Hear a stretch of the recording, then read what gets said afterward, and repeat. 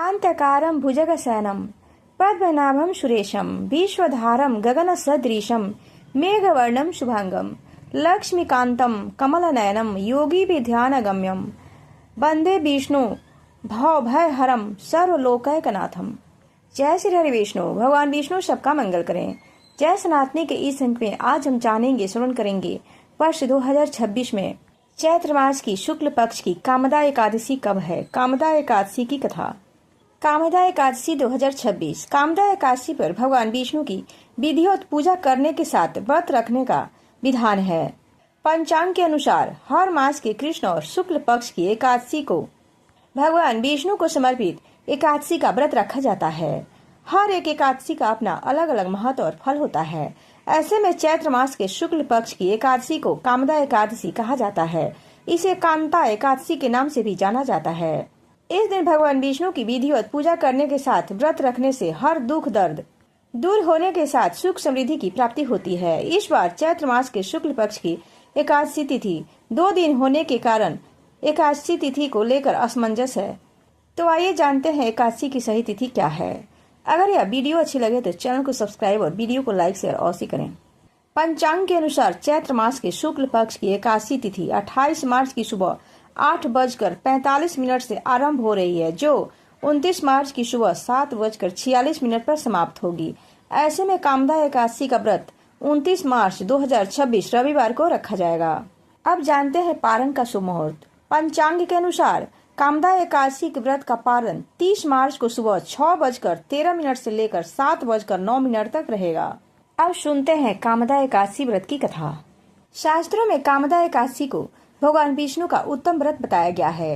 धार्मिक मान्यता है कि इस दिन व्रत रखने और कथा सुनने से ब्रह्म हत्या जैसे महापाप भी नष्ट हो जाते हैं। साथ ही पिशाच योनि और अन्य दोषों से मुक्ति मिलती है। यह व्रत विशेष रूप से उन लोगों के लिए फलदायी माना जाता है जो अपने जीवन में सुख समृद्धि और शांति की कामना करते हैं।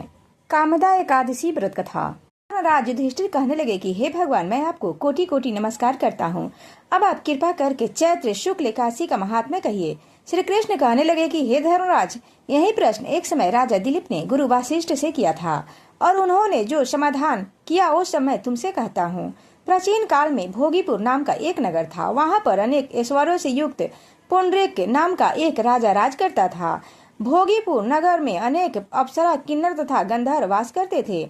उनमें से एक जगह ललित नाम के 2 स्त्री पुरुष अत्यंत वैभवशाली घर में निवास करते थे। उन दोनों में अत्यंत स्नेह था, यहाँ तक कि अलग अलग हो जाने पर दोनों व्याकुल हो जाते थे।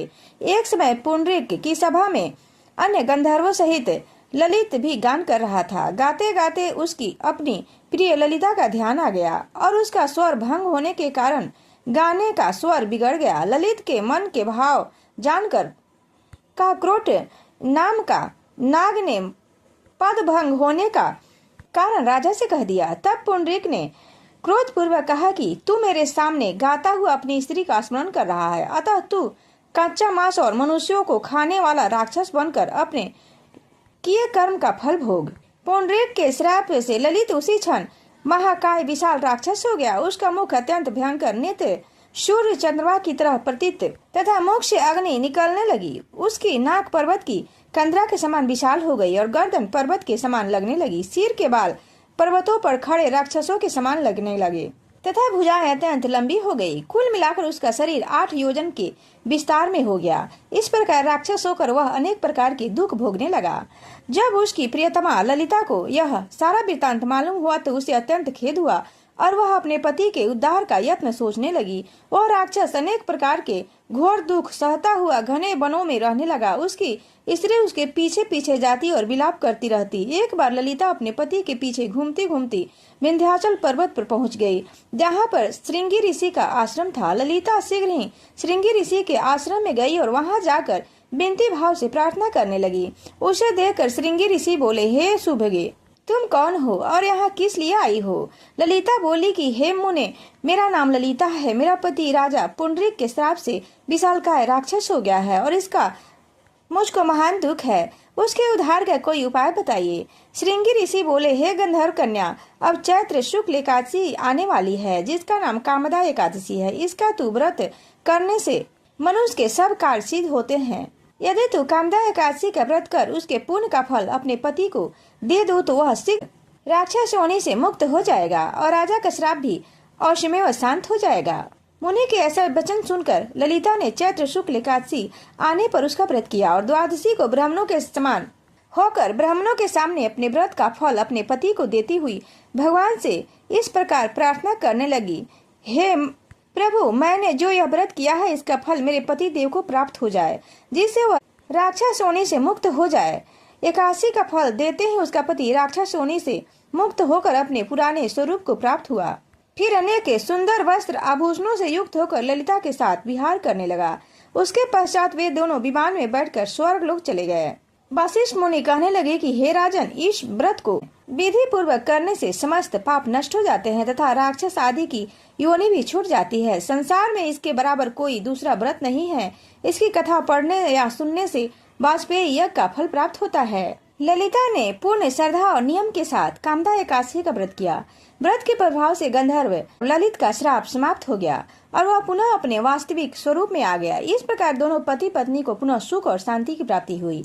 कामदा एकादशी व्रत को अत्यंत प्रभावशाली और फलदायी माना गया है। यह व्रत न केवल पापों से मुक्ति दिलाता है बल्कि जीवन में सुख समृद्धि और इच्छाओं की पूर्ति भी करता है। धार्मिक मान्यता है कि इस दिन व्रत, पूजा और कथा श्रवण करने से व्यक्ति को विशेष पुण्य की प्राप्ति होती है और उसके जीवन में सकारात्मक बदलाव आते हैं। कामदा एकादशी के दिन ब्रह्म मुहूर्त में उठकर सभी कामों से निवृत्त होकर स्नान कर लें। इसके बाद व्रत का संकल्प लें। फिर साफ सुथरे वस्त्र धारण कर लें।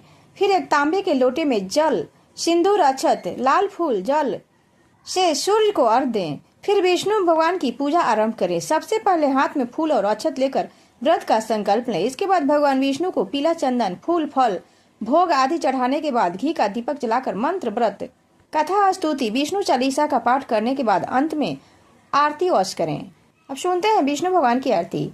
ओम जय जगदीश हरे, स्वामी जय जगदीश हरे, भक्त जनों के संकट, दास जनों के संकट, क्षण में दूर करे। ओम जय जगदीश हरे, जो ध्यावे फल पावे, दुख बिन से मन का, स्वामी दुख बिन से मन का, सुख संपत्ति घर आवे, कष्ट मिटे तन का। ओम जय जगदीश हरे, मात पिता तुम मेरे, शरण गहूँ मैं किसकी, स्वामी शरण गहूँ मैं किसकी, तुम बिन और न दूजा, आस करूं जिसकी। ओम जय जगदीश हरे, तुम पूरन परमात्मा, तुम अंतर्यामी, स्वामी तुम अंतर्यामी,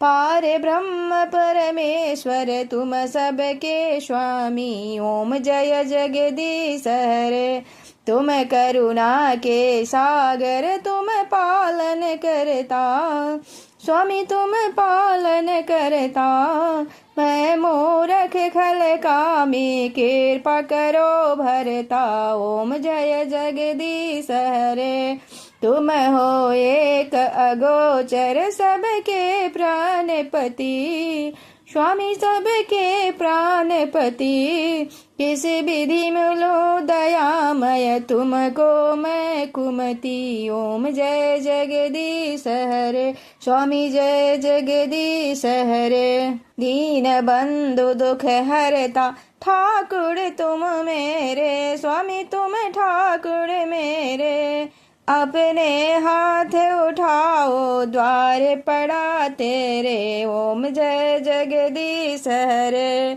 विषय विकार मिटाओ, पाप हरो देवा, स्वामी पाप हरो देवा, श्रद्धा भक्ति बढ़ाओ, संतन की सेवा। ओम जय जगदीश हरे, श्री जगदीश हरे, श्री जगदीश की आरती जो कोई नर गावे, स्वामी जो कोई नर गावे, कहत शिवानंद स्वामी, भजत भोले नंद स्वामी, सुख संपत्ति पावे। ओम जय जगदीश हरे, स्वामी जय जगदीश हरे।